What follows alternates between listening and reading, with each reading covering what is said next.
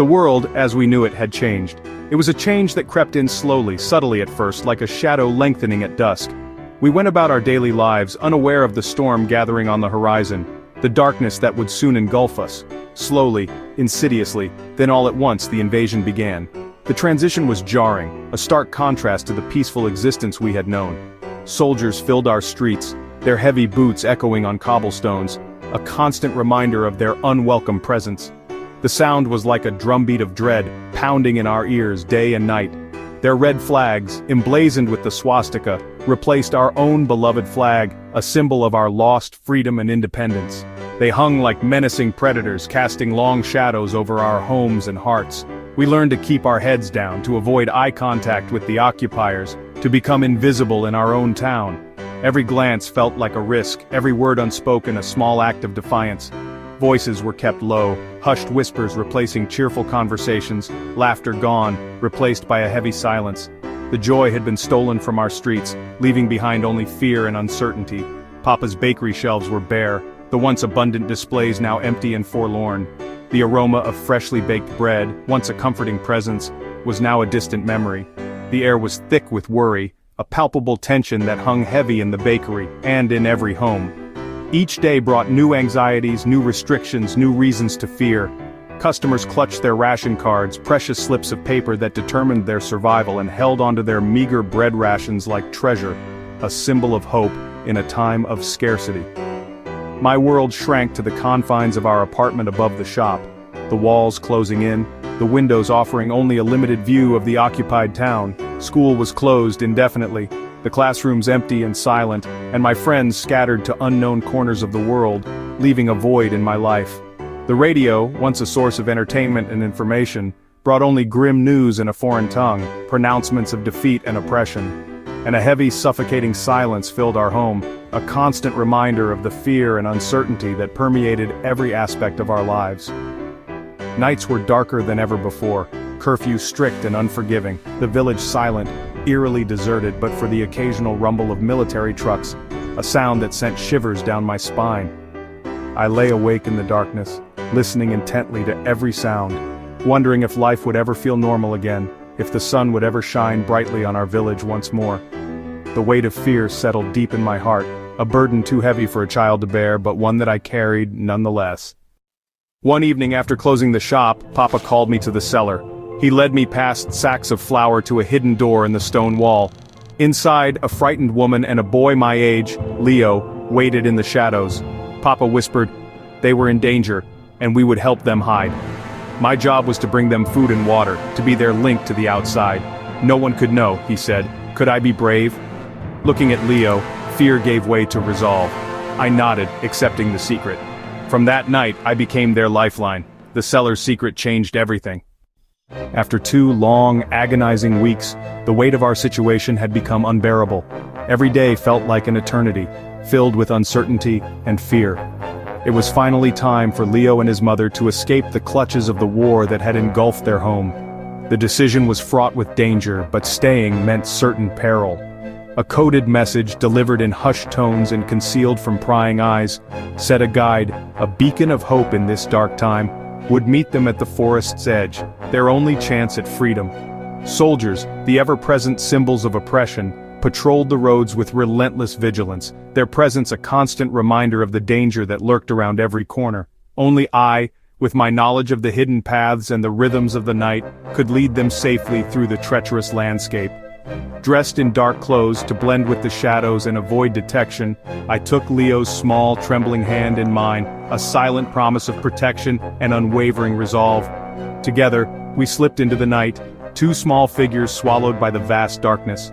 We followed the winding creek, its gentle murmur our only companion in the oppressive silence. Hiding from patrols, crouching low in ditches and behind bushes, hearts pounding like drums at every rustle of leaves, every distant sound that could signal danger. Leo, despite his fear, was remarkably silent and brave, a small warrior in the face of unimaginable adversity.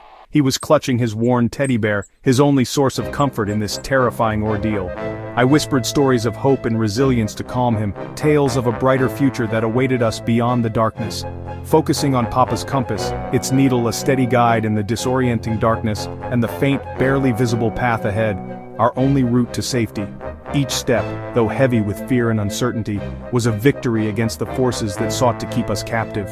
We moved through the oppressive darkness, two shadows clinging to each other for strength, guided by the flickering flame of hope that refused to be extinguished, and the sheer, unwavering necessity to survive, to find a place where we could finally be safe. The woods, our sanctuary and our challenge, loomed closer with each passing moment, a dark and imposing silhouette against the night sky. With every careful, deliberate step, we edged closer to the promise of safety that lay hidden within the depths of the woods. At the forest's edge, where sunlight struggled to pierce the dense canopy, we found the fallen oak. It was a giant, a relic of older times, now lying prone, a silent witness to the unfolding drama of war. Its massive trunk, scarred and weathered, served as our clandestine meeting point, a place where whispers carried more weight than shouts. It was our designated meeting point, carefully chosen for its seclusion and familiarity. The local resistance had used this spot for years, its location known only to a select few. The fallen oak offered a natural barrier, a shield against prying eyes and unwanted attention. A low whistle, barely audible above the rustling leaves, signaled the arrival of the guide. It was a prearranged signal, a subtle code that confirmed his identity and intentions. The sound seemed to dance through the trees, a fleeting melody in the otherwise silent woods. And then, from the depths of the forest shadows, a kind-faced man emerged. He moved with a quiet confidence, his eyes scanning the surroundings, alert but not alarmed. He was a beacon of hope in a world consumed by darkness, a symbol of the resistance's unwavering spirit. He approached cautiously, his voice a mere whisper, barely audible above the gentle breeze. "You are the baker's girl?" he whispered, his eyes searching mine for confirmation. I nodded, my heart pounding in my chest, a mixture of fear and anticipation swirling within me.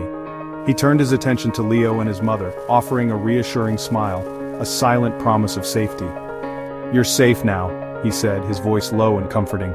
"The path ahead is hard, fraught with danger, but I know it well. Trust me, and I will lead you to safety." He reached into his pocket and pulled out a small, intricately carved wooden bird. He gently placed it in Leo's hand, saying, "A reminder that even in the darkest of times, birds still sing for the morning. Hold on to hope, little one." A small, hesitant smile touched Leo's lips, a flicker of joy in his frightened eyes. His mother's eyes shone with tears of gratitude, a silent thank you for the kindness offered in such a desperate hour. With a final nod, the guide turned and led them deeper into the forest's embrace. They were quickly swallowed by the darkness, disappearing into the shadows as if they were never there. I stood alone at the edge of the woods, the weight of my responsibility settling upon my shoulders. The silence of the forest was now peaceful, a stark contrast to the fear and uncertainty that had filled it moments before. A sense of pride warmed me from the inside out. I had kept my promise, a promise made in the face of unimaginable danger. I had been the rabbit, the one who could slip through the cracks, unseen and unheard. Quick, quiet, a shadow in the forest, and brave, braver than I ever thought possible. In that moment, standing alone in the tranquil forest, I felt the immense power of small acts of courage, the ripple effect of one person's willingness to stand up against injustice. It was a glimmer of light in the overwhelming darkness, a testament to the resilience of the human spirit. The walk home was different, the darkness no longer frightened me. I returned to the bakery where Maman and Papa embraced me with relief. They saw the answer in my face. I had succeeded. Life under occupation continued, but something inside me had changed. I learned heroism lives in quiet acts, a baker's risk, a mother's comfort, a child's courage. Years later I'd hold Papa's compass and remember, even a small light can defy the darkness. Hope is not the absence of fear but the courage to act despite it, and it's these small brave acts that lead us toward a new dawn.